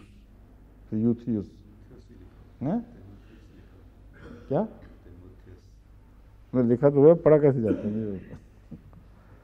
انگریزی میں لکھا کریں تاکہ نسبتاً آسان ہو جائے۔ اصل میں جو حوالہ انہوں نے لیا ہے، چونکہ درس اردو تھا اس لیے اردو ترجمے سے لے لیا ہے، اور اس کی وجہ سے یہ دقتیں پیدا ہوتی ہیں، مگر اس کا اصل جو ہے انگریزی وہ آپ نے دے دیا ان کو ترجمے کی، جو انہوں نے ترجمہ پیش کرنا ہے، کہ بھول گئے تھے؟ اچھا، وہ اگر ان کے پاس بائبل ہو تو ایک تیموتھیوس باب 2 آیات 12 تا 15 ہیں جو میں پڑھ کے سنانے لگا ہوں۔ اور میں اجازت نہیں دیتا کہ عورت سکھائے یا مرد پر حکم چلائے، بلکہ چپ چاپ رہے۔ اب یہاں یہ بحثیں اٹھائی ہیں کہ عورت کو ووٹ کا حق نہیں، فلاں حق نہیں، اور حکومت کا حق نہیں، اور بائبل کیا کہہ رہی ہے، وہ سب باتیں تو مولویوں نے بنائی ہوئی ہیں۔ میرا خیال ہے ان سے سیکھ کے آگے پیش کر رہے ہیں لوگ، قرآن میں تو کوئی ذکر نہیں۔ میں اجازت نہیں دیتا کہ عورت سکھائے یا مرد پر حکم چلائے، بلکہ چپ چاپ رہے، کیونکہ پہلے آدم بنایا گیا، اس کے بعد حوا۔ اب قرآن کی آیت دیکھیں، کس شان کی آیت ہے، کتنی روشن، کتنے اندھیروں سے پردے دور کرنے والی۔ 1400 سال پہلے کی باتیں ہیں جو اب یہ جستجو کر کے نکال رہے ہیں اور اس کی تائید میں گواہ بن گئے ہیں۔ پہلے آدم بنایا گیا، اس کے بعد حوا، اور آدم نے فریب نہیں کھایا۔ آدم بیچارے کا تو قصور، مرد کا تو قصور ہی کوئی نہیں، عورت فریب کھا کر گناہ میں پڑ گئی، سمجھیں؟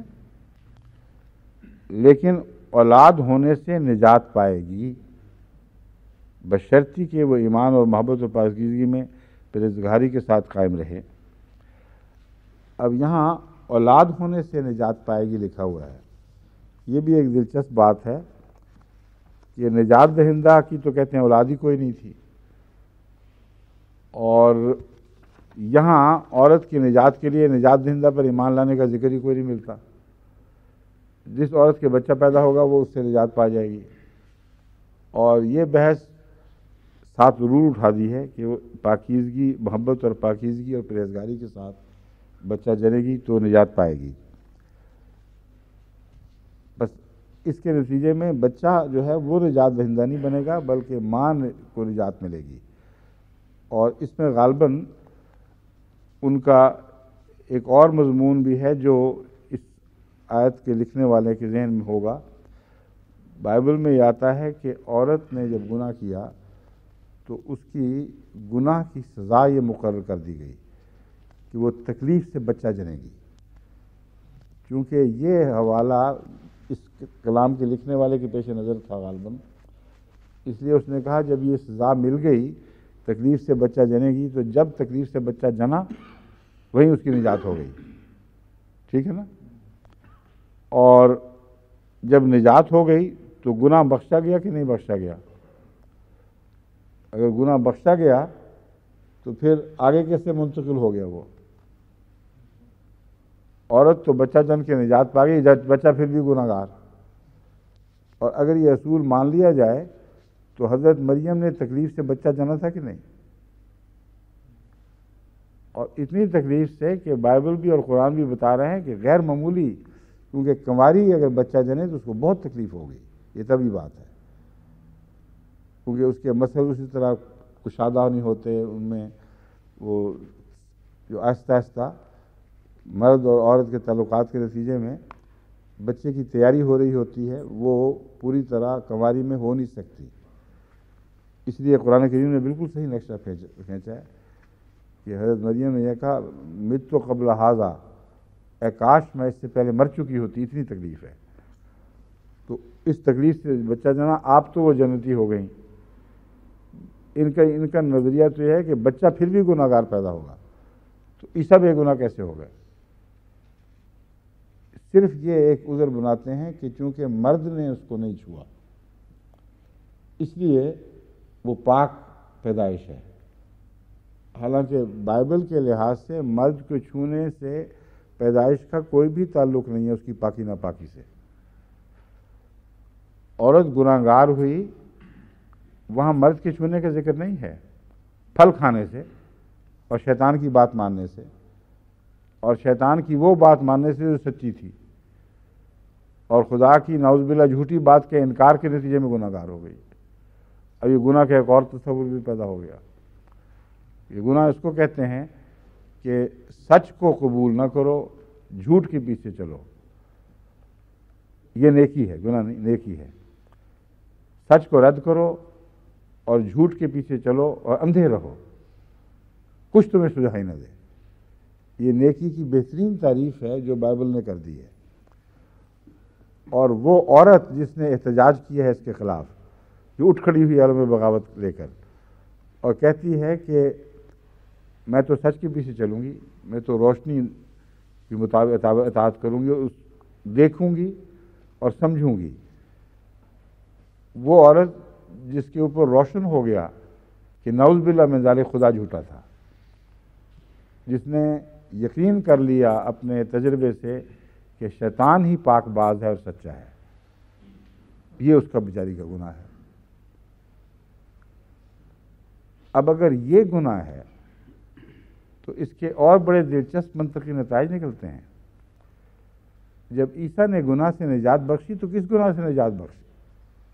اسی پیدائشی گناہ سے کہ سچ کو سچا سمجھے اور جھوٹ کو برا سمجھے، جہالت کو پسند کرے اور بینائی کو قبول نہ کرے۔ تو گناہ، جس گناہ سے بخشش ہوئی ہے، بخشش واپس اصل کی طرف لوٹا دیا کرتی ہے۔ جیسا کہ حضرت صلی اللہ علیہ وآلہ وسلم فرماتے ہیں کہ جس شخص کا گناہ بخشا جاتا ہے وہ گویا ایسا ہو جاتا ہے جسے ماں نے اس کو از سر نو پیدا کیا ہو، اور کچھ بھی گناہ کا بد اثر اس میں باقی نہ رہے۔ تو ایز یو ور، جس کو انگریزی میں کہتے ہیں، اگر گناہ کا یہی تصور ہے جو بائبل پیش کرتی ہے، جس کو عیسائی سب دنیا میں پھیلا رہے ہیں، اور یہ عورت سے وابستہ ہے، مرد سے نہیں ہے، تو اول تو جس عورت نے درد سے بچہ جنا، حضرت مریم نے، وہ خود پاک ہو گئیں، لیکن ان کے اصول کے مطابق یسوع پاک نہیں ہو سکتے تھے۔ لیکن اگر پاک ہوئے، فرض کریں، ہم تو ویسے پاک مانتے ہیں، اس بنا پر نہیں مانتے، مگر ان کے طریق کے مطابق اگر پاک ہوئے اور بالآخر گناہ سے نجات بخشی دنیا کو، تو گناہ کیا تھا؟ شیطان کی بات مان کر خدا کے جھوٹ کو سمجھ لینا اور سچائی کو قبول کر لینا، اور نیک و بد میں تمیز کرنے کی اہلیت پانا۔ تو جو پھر مسیح پر ایمان لائے گا وہ بیچارہ از سر نو اسی جگہ پہنچ جائے گا جہاں سے یہ کہانی شروع ہوئی تھی۔ اچھی ترقی ہے کہ ابتدائے آفرینش کے اس مقام تک اس کو پہنچا دیا گیا جہاں وہ پھر بیچارہ اندھے کا اندھا اور غلط تصورات پر ایمان لانے والا اور نیک و بد میں تمیز کا اہل نہیں رہا۔ تو یہ دیکھیں، قرآن کریم اور بائبل کے بیان میں اگر تجزیہ کر کے ایک ایک پہلو سے دیکھا جائے تو کتنا زمین و آسمان کا فرق ہے۔ کیوں جی، آپ نے کیا پکڑا ہوا ہے ہاتھ میں؟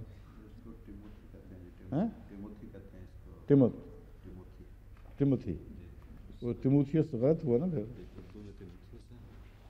ہاں، اردو میں یہی ہے۔ ہاں، کیا ہے؟ ہاں، میں بھی سوچ رہا تھا، میں اس سے آپ سے پوچھا بھی تھا، میں کہ یہ حوالہ جو ہے یہ بتائیں اولڈ ٹیسٹامنٹ کا ہے کہ نیو میں؟ مجھے تیموتھی نیو ٹیسٹامنٹ میں کوئی یاد نہیں ہے، تو آپ نے کہا کہ انہوں نے نیو ٹیسٹامنٹ کے حوالے سے دیا ہے۔ یہ درست کرنے اچھا ہوا وقت کے اوپر بات پکڑی گئی۔ یہ انگریزی میں ٹیموتھی ہے، اور یہ جو حوالہ ہے یہ اولڈ ٹیسٹامنٹ کا ہی حوالہ ہے، اور وہ حوالہ ہے جس کو نیو ٹیسٹامنٹ نے جب بھی اس ذکر چلا ہے اس کو قبول کیا ہوا ہے، اس کے خلاف بات نہیں کہی، کیونکہ اگر وہ اس کو قبول نہ کریں تو ان کا سارا نظریہ گناہ اور نجات کا وہ دھڑام سے نیچے گر پڑتا ہے۔ اس لیے کسی حوالے کی بھی ہمیں ضرورت نہیں، اگر وہ قبول نہ کریں تو عیسائیت ختم، کیونکہ عیسائیت کی بنا اس بات پر ہے کہ انسان پیدائشی گناہ گار ہے، اور گناہ کا آغاز حوا کے گناہ سے ہوا تھا، اور سینٹ پال نے بھی بڑے کھل کر اس حوالے کو دے کر بات کی ہے، اور غالباً سینٹ جان میں بھی ملتا ہے۔ یہ ہماری ریسرچ ٹیم بیٹھی ہوگی یہاں اس وقت، وہ کافی ہوشیاری سے کام کرتی ہیں یہ لڑکیاں، اگر وہ ان کے علم میں آگے تو بتا دیں گے۔ یعنی یوحنا میں بھی، جان میں بھی، یوحنا ہی کہتے ہیں نا اس کو اردو میں بھی، ہے نا؟ یہ جہاں تک مجھے یاد ہے یہ ذکر مل رہا ہے۔ آپ کے پاس جو حوالوں کی کتاب وہ کہاں چلی گئی؟ اچھا، ٹھیک ہے۔ بہرحال یہ آپ کو میں بتا رہا ہوں قطعیت کے ساتھ، اس میں کوئی شک نہیں، یہ حوالہ اول تو درست کر لیں کہ یہ اولڈ ٹیسٹامنٹ کا ہے، نیو ٹیسٹامنٹ کا نہیں ہے۔ ٹیموتھی باب 2 ورسز 12 to 15۔ اور دوسری بات یہ کہ یہ حوالہ عیسائیت کو تسلیم ہے، اس میں کوئی شک نہیں ہے۔ اور معین طور پر نیو ٹیسٹامنٹ میں جہاں اس کہانی کو پرسواد کرنے کا ذکر ملتا ہے وہ ہم نکال کے کل پیش کر دیں گے، یاد نکلوا دینا، مگر عیسائیت کی بنیاد اسی پر ہے بہرحال۔ بس اگر نجات کا یہ معنی ہے تو پھر نجات کا مطلب ہے دوبارہ اندھے ہو جانا، سچ کا انکار کر دینا اور جھوٹ کو قبول کر لینا۔ اور نجات کا یہ مطلب ہے کہ خدا تعالیٰ کو فریب دہندہ تسلیم کرنا اور شیطان کو سچائی اور راہ راست پر لانے کا علمبردار بنانا، سمجھنا۔ کیونکہ اس بائبل کی روح سے جو میں نے آپ کے سامنے پڑھی ہے 100% شیطان سچا ہے، ایک بات میں بھی بیچارے نے غلطی نہیں کی اور مردود یوں ہی ہو گیا بیچارہ۔ اچھا، اب چلتے ہیں دیگر پہلوؤں پر۔ نفس سے کیا مراد ہے؟ قرآن کریم کی بہت سی آیات میں لفظ نفس ملتا ہے، جن کی تعداد جو میرے سامنے ہے 3 کے بعد پھر 21 آ گئی، نہیں پھر آگے تعداد لکھنے بند کر دیا، نہیں ہیں آگے، ٹھیک ہے، اب میں سمجھا ہوں۔ انہوں نے جو اکٹھی کی ہیں آیات نفس کی، نفس کے جو مختلف معنی ہیں ان کے تابع 1 نمبر کے نیچے ان ملتی جلتی آیات کو اکٹھا کر دیا ہے، اس لیے نمبر شماری میں اب مشکل پیش ہوگی۔ میں اس کے بغیر ہی آپ کے سامنے مثال رکھتا ہوں۔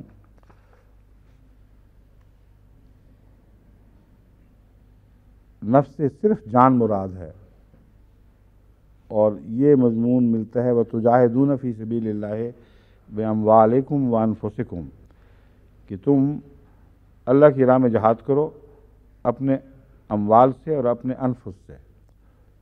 تو نفس میں انسانی وجود تمام کا تمام آ جاتا ہے، اس کی روح، اس کی زندگی، اس کا وجود، جسم، اس کی ہر چیز اس میں شامل ہے۔ اور دوسرا معنی نفس کا محض جان ہے، نہ کہ جسم، کیونکہ پہلی آیت میں تو قطعی طور پر جسم اس میں شامل ہے، کیونکہ جہاد کے وقت وہ جسم کو لے کر انسان چلتا ہے، اگرچہ تکلیف جان محسوس کرتی ہے مگر بدن کے ذریعے ہی محسوس کرتی ہے۔ دوسری آیت میں نفس کا تعلق محض اس زندگی سے ہے جو آخری نقطہ انا ہے،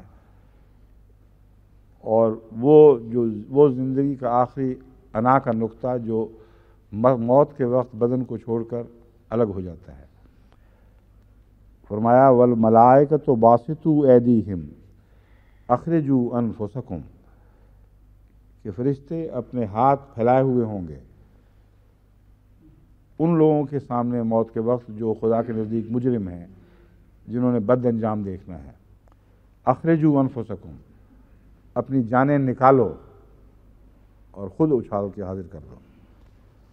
تو یہاں جان سے بدن مراد نہیں، بلکہ بدن سے اس آخری نقطہ انا کی علیحدگی ہے۔ پھر نفس سے مراد ہر قسم کی زندگی ہے۔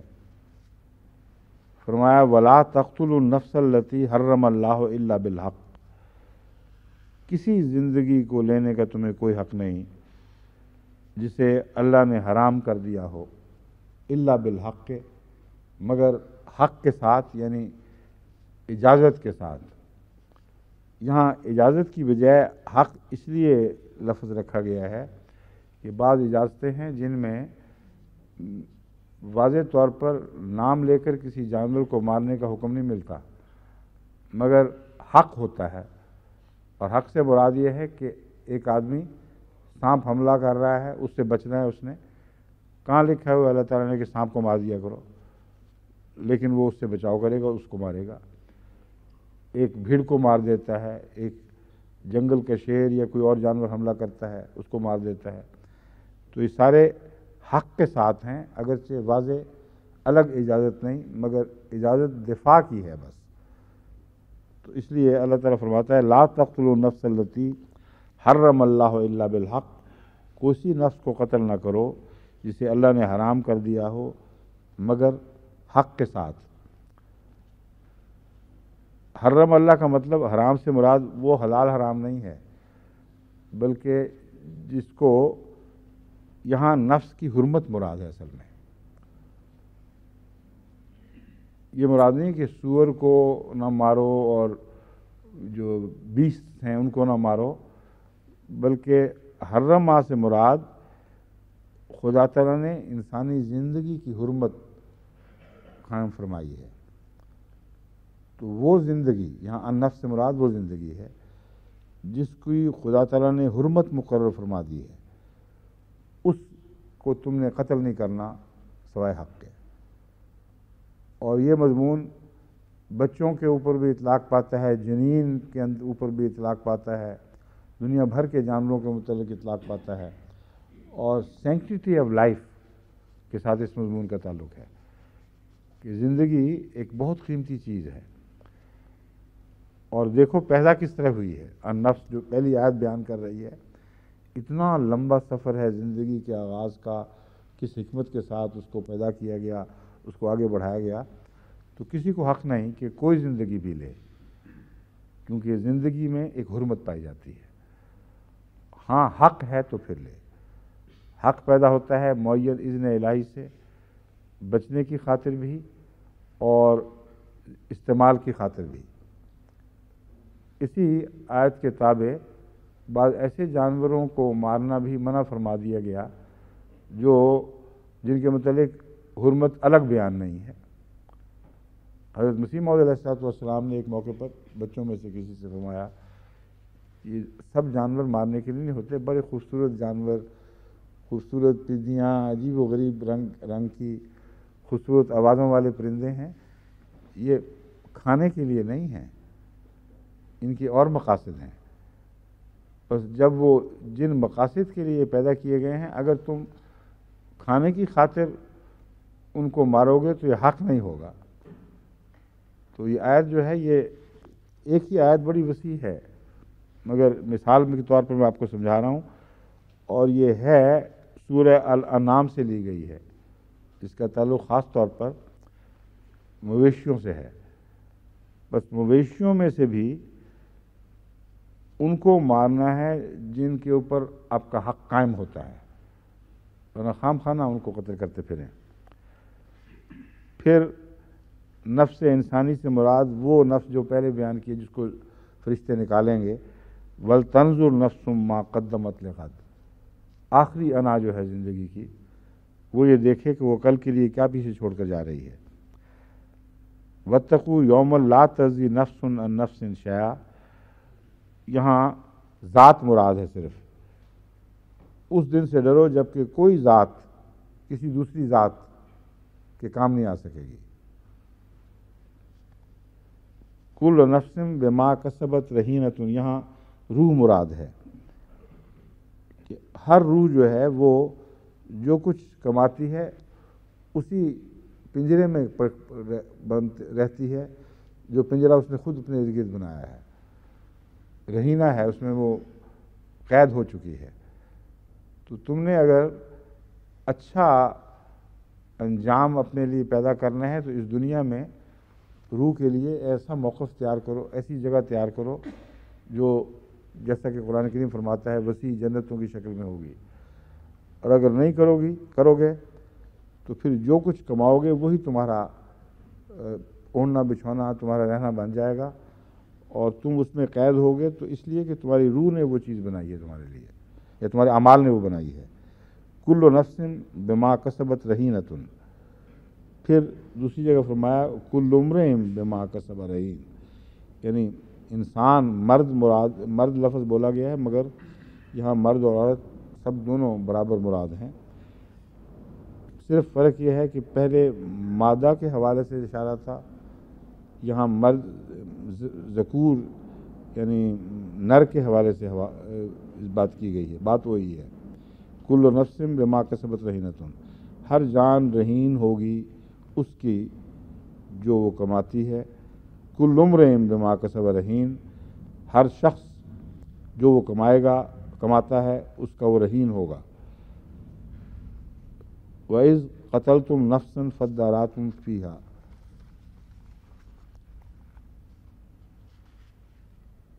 باقی نفوس کا زیادہ تر یہی تقسیم یہی ہے، استعمال تو اس کا بہت وسیع ہے۔ میں قرآن کریم میں جہاں جہاں بھی اس کے استعمال آئے ہیں وہ ساری تفصیل یہاں بیان نہیں کر سکتا، اگرچہ یہاں آیات اکٹھی ہیں، کیونکہ وہ مضمون ہر جگہ جہاں نفس کا مضمون بیان ہوا ہے کچھ اور معنی بھی رکھتا ہے۔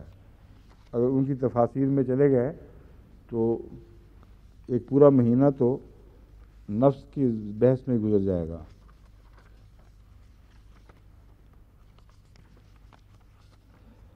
لفظ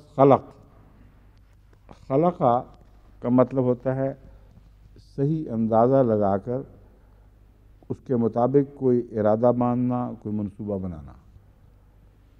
تو اسی لیے میں نے آپ کو متوجہ کیا تھا کہ بدع اور خلق میں یہ فرق ہے کہ بدع میں تخلیق کا آغاز ہوتا ہے، اور جب آغاز ہو جاتا ہے تو پھر جتنی شکلیں مختلف ڈھلتی ہیں وہ خلق کہلاتی ہیں۔ بس اللہ تعالیٰ بدیع السماوات والارض بھی ہے اور خالق کل شے بھی ہے۔ اس پہلو سے خلقہ کا مضمون یہ ہے کہ کسی چیز کو جو موجود ہو اس کا صحیح اندازہ کرنا، یعنی اس کے فطرت کے باریک تر رازوں پر نگاہ رکھنا، اس کے مزاج کو سمجھنا اور اس کے مزاج کے مطابق اس کو نئی شکلوں میں ڈھالنا۔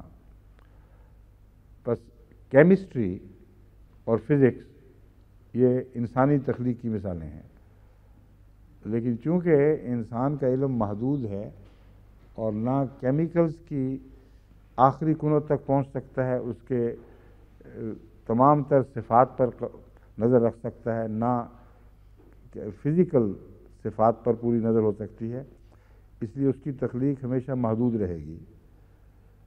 لیکن اللہ تعالیٰ چونکہ ٹھیک اندازہ کرنے میں ادنا بھی ذرا بھی چوکتا نہیں، کیونکہ تمام چیزیں اس کے علم میں ہیں، تمام صفات۔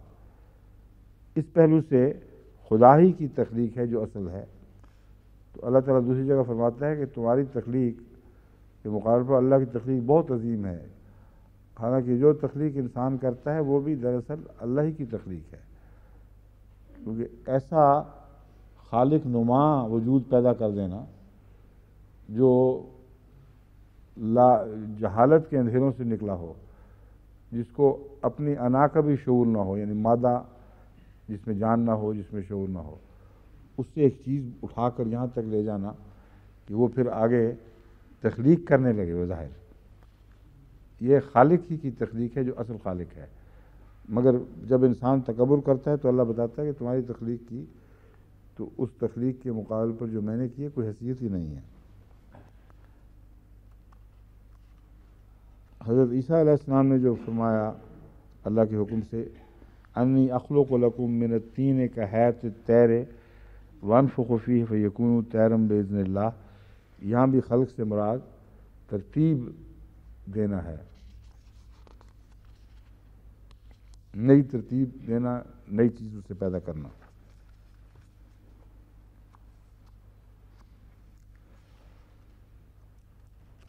اب یہاں میں نے بتایا تھا قرآن کریم متوجہ کرتا ہے انسان کو، اہم اشد خلقا ام من خلقنا، کیا ان کی جو تخلیق ہے وہ زیادہ مضبوط اور پائیدار ہے جو وہ کچھ پیدا کرتے ہیں، یا وہ جو ہم نے پیدا کیا ہے؟ تو خدا تعالیٰ نے جو تخلیق کائنات کو بخشی ہے اس کا تو انسانی تخلیق کے انسانی تخلیق کا تو اس سے کوئی دور کا بھی مقابلہ نہیں کیا جا سکتا، کوئی حیثیت ہی نہیں ہے انسانی تخلیق کی۔ حضرت مسیح علیہ السلام فرماتے ہیں بنا سکتا نہیں ہرگز بشر ایک پاؤں کیڑے کا، اور امر واقعہ یہ ہے کہ پاؤں کیڑے میں جو اندرونی حیرت انگیز باریکیاں رکھی گئی ہیں، کوئی روبوٹ بنانے والا وہ ایک پاؤں بھی نہیں بنا سکتا، کیونکہ اس پاؤں کے اندر جو نروس سسٹم ہے، اس پاؤں کے ہر خلیے میں جو سارے کیڑے کی تصویر ہے، اور اس سے اگر اس کو کوئی استعمال کرنا جانتا ہو تو پاؤں کے ایک خلیے سے بھی سارے کیڑے کا وجود دوبارہ بنایا جا سکتا ہے۔ یہ ہے اللہ کی تخلیق۔ ان کے روباٹس تو اس کے مقابلے پر بہت ہی بے ہنگم اور بدسلیقہ چیزیں ہیں، آپ مروب ہو جاتے ہیں دیکھ کر فلموں میں یا ٹیلی ویژن پر، مگر جو انسانی یا نہیں کیڑے کے پاؤں میں جو باریک لطائف ہیں وہ سائنسدان بھی خود تسلیم کرتے ہیں ابھی تک ہم پورے پڑھ نہیں سکے۔ ایک دفتر ہے، کون پڑھ سکتا ہے دفتر سارا ان اسرار کا؟ تو اللہ تعالیٰ فرماتا ہے ہم اہم اشد خلقم ام من خلقنا، اور جب اس کے اوپر زبر آ جائے تو یہ خلق ہو جاتا ہے۔ اور اس کے متعلق میں پہلے چونکہ خطبات میں بیان کر چکا ہوں، حضرت مسیح موعود علیہ السلام نے اس پر بہت عظیم روشنی ڈالی ہے، اس مضمون پر۔ خلق اور خلق میں کیا فرق ہے؟ خلق باطنی تخلیق ہے جو خلق کے بعد ہوتی ہے۔ پہلے ایک خلق ہے جس میں تمام جانور جو انسان سے پہلے کے ہیں وہ داخل ہیں، اور ان جانوروں کے اندر جو فرشتے ہیں وہ بھی ان کی خلق کا حصہ ہیں۔ خلق کا مضمون انسان کی ذات سے تعلق رکھتا ہے، اس وقت وجود میں آتا ہے جب انسان دونوں طرح کے امکانات یا احتمالات سامنے رکھتے ہوئے ایک کو اختیار کرتا ہے اور ایک کو چھوڑ دیتا ہے۔ جب وہ اعلیٰ چیز اختیار کر لیتا ہے تو پھر وہ سرشت نہیں رہتی۔ سرشت انسان اور حیوان میں مشترکہ بھی ہے۔ حضرت مسیح علیہ السلام فرماتے ہیں، مثلاً اسلامی اصول کی فلسفی میں یہ بحث بڑی تفصیل سے اٹھائی ہے کہ سرشت اس وقت تک رہتی ہے جب تک انسان اپنے اختیار کو استعمال کرتے ہوئے ادنا اور اعلیٰ میں فرق نہیں کرتا، اچھے اور برے میں تمیز نہیں کرتا۔ جب وہ یہ کرتا ہے تو اس پر پھر خلق کا لفظ اطلاق پائے گا اور سرشت کی حد سے وہ نکل جائے گا۔ بس اس پہلو سے خلق، لفظ خلق کے اندر ہی ایک ہلکا سا پیچ ڈال کر ایک نیا لفظ پیدا کر دیا گیا ہے، جس سے معنی کا ایک نیا جہان پیدا ہو جاتا ہے۔ اور الخلاق جو ملتا ہے قرآن کریم میں، یہ بھی خالق ہی کی ایک شکل ہے جس میں مضمون کا مبالغہ پایا جاتا ہے کہ خلق وہ خلاق ہے، بہت زیادہ پیدا کرنے والا یا بہت شان کے ساتھ پیدا کرنے والا، یا خلق کو، تخلیق کو درجہ کمال تک پہنچانے والا، یعنی ایسا خلاق جس نے اتنا کچھ پیدا کیا ہے کہ تمہارے تصور میں بھی نہیں آ سکتا۔ امر واقعہ یہ ہے کہ تخلیق کی جو انواع ہیں اور پھر ان انواع میں جو اضافے ہوتے چلے جا رہے ہیں، یہ مضمون انسان کے احاطے کی طاقت سے بہت زیادہ آگے ہے۔ ناممکن ہے کہ انسان احاطہ کر سکے۔ بس تعداد کے لحاظ سے بھی اور نوعیت کے لحاظ سے بھی ایک چیز کو بھی اٹھا کے دیکھیں، اس میں خدا کی خلاقی کے حیرت انگیز نشان دکھائی دیں گے۔ بس وسعت کے لحاظ سے بھی اور نوعیت کی نفاست اور باریکیوں کے لحاظ سے بھی، ان ربک هو الخلاق العظیم، اے محمد تیرا رب ہے جو خلاق العظیم ہے۔ اور اس لفظ خلاق کو چونکہ محمد رسول اللہ علیہ وسلم کے رب کے ساتھ باندھا گیا ہے، تو اس خلاق کے مضمون میں میرا رجحان یہ ہے کہ خلق بھی داخل ہے اور خلق بھی داخل ہے، کیونکہ رسول کریم صلی اللہ علیہ وسلم کے رب کا جو کرشمہ ہے وہ محض خلق کا کرشمہ نہیں بلکہ خلق کی پیدائش کا بھی کرشمہ ہے، اور اس کی عظمت کسی نے پہچاننی ہو تو آن حضرت صلی اللہ علیہ وسلم کی عظمت کو سمجھنے کی کوشش کرے، جتنا رسول اللہ صلی اللہ علیہ وسلم کے خلق میں ڈوبے گا یا اس کو شناخت کرے گا، اتنا ہی خدا تعالیٰ کی خلق کے بھی عظیم مظاہر سامنے آئیں گے۔ یعنی انسان، خدا تعالیٰ نے مٹی سے ایسا وجود پیدا کر دیا جس کے اندر اتنا عظیم خلق سمونے کی استطاعت رکھ دی۔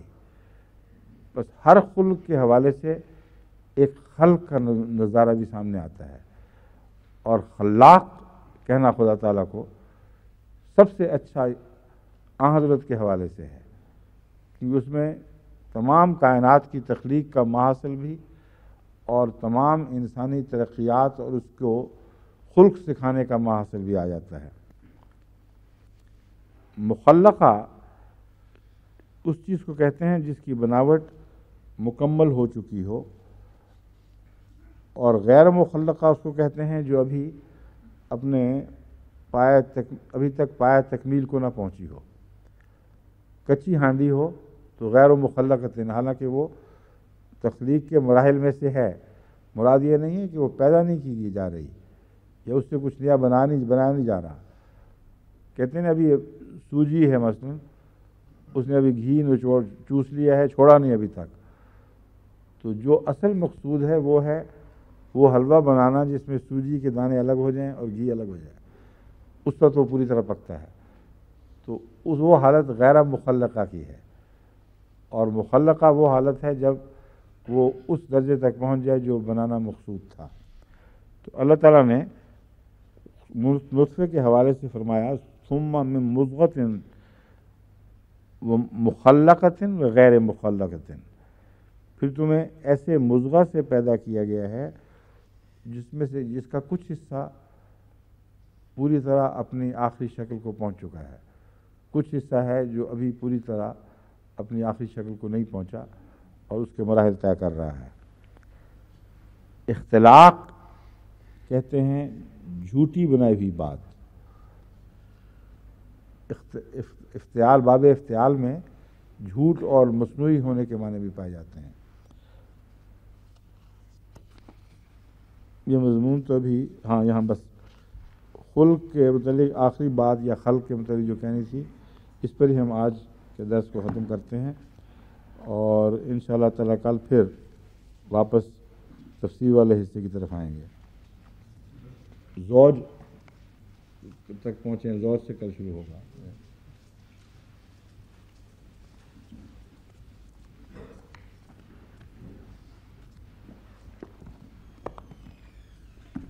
جی لے لیں گے نماز حسب سابق، میں اوپر جا کے سنتے پڑھ کے پھر واپس آتا ہوں، ٹھیک ہے؟